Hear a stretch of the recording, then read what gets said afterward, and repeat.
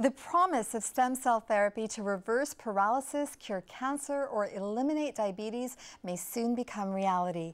Researchers at UC San Diego and the Sanford Consortium for Regenerative Medicine have started their first human trials using stem cells. Joining me to talk about the trials are Larry Goldstein, director of the Sanford Stem Cell Clinical Center at UC San Diego, and Katrina Jameson, director of the Moores Cancer Center Stem Cell Program.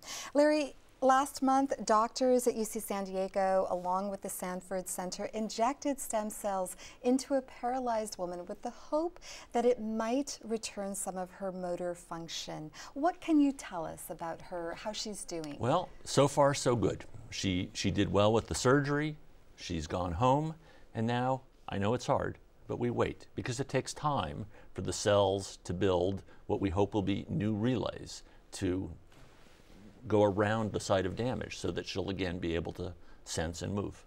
Katrina, now human trials have also begun using stem cells actually studying how stem cells affect leukemia. Tell me about that. So sometimes stem cells are good in the sense that we can replace damaged tissues. Sometimes stem cells are corrupted, so they actually contribute to cancer.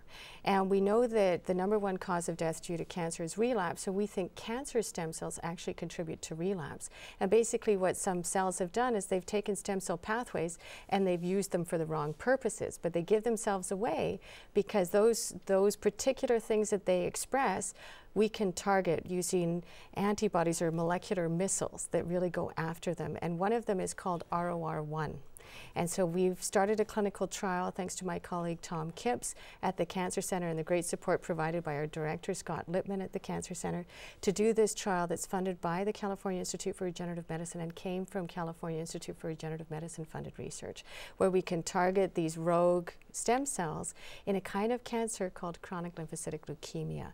That's the most common blood cancer actually in this country. So we think we may be able to get rid of the root cause of relapse by using this antibody or molecular missile, in other words, that targets the cancer stem cell, and that we hope, by being the brave volunteers in the trial, will give us insights into how we can target other types of cancer.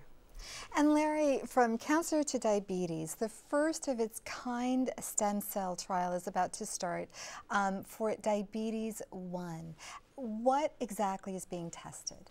Yeah, so first of all, in fact, our very first patient was treated last week. It's a trial that's collaborative with a local homegrown company called ViaCyte, and the way this works is that, think about a baggie, a sandwich baggie with little tiny molecular size holes. And what's put into it are embryonic stem cell precursors to a pancreas. That bag is put under the skin of a diabetic patient, and what we hope will happen is those cells will become the pancreatic cells that are missing in people with type 1 diabetes. And so these cells will now start to secrete insulin. And what I can tell you, although we don't know what's going to happen in humans, if you're a diabetic mouse, we can cure you using this method that ViaCyte has developed. And now, for the first time, we're going to see if it'll work in people.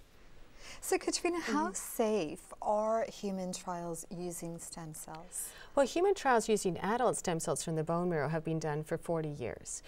So safety is a major issue with transplantation that we take very seriously and something that we're certainly very aware of. So the safety is our primary concern for any stem cell related product, and we use the same sort of ways to assess safety that we do for bone marrow transplantation.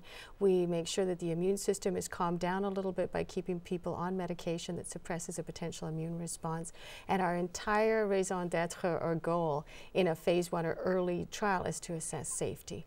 So far, we're very early in the process, and our process is based on looking at people very carefully and frequent visits to look at safety of these trials. So they have expert physicians looking after them, excellent nurses looking after them that will be looking for safety signals that we're sort of accustomed to from the bone marrow transplant field. And very quickly, I understand that UC San Diego has just received $8 million and a designation as an alpha clinic. What does it mean to be an alpha clinic? I think the Alpha Clinic designation is most important for patients. Patients are our primary responsibility. This allows them to know where to go if they have a really debilitating degenerative disorder, to get cellular products, so stem cell related therapies that may help them. And so instead of having to go to disparate areas, even within one campus, they go to one place. So it's one-stop shopping for patients, so they get the proper care that they need. Okay, we're going to close it there. Katrina, Larry, thanks so much for coming on the program. It's our pleasure. Thanks.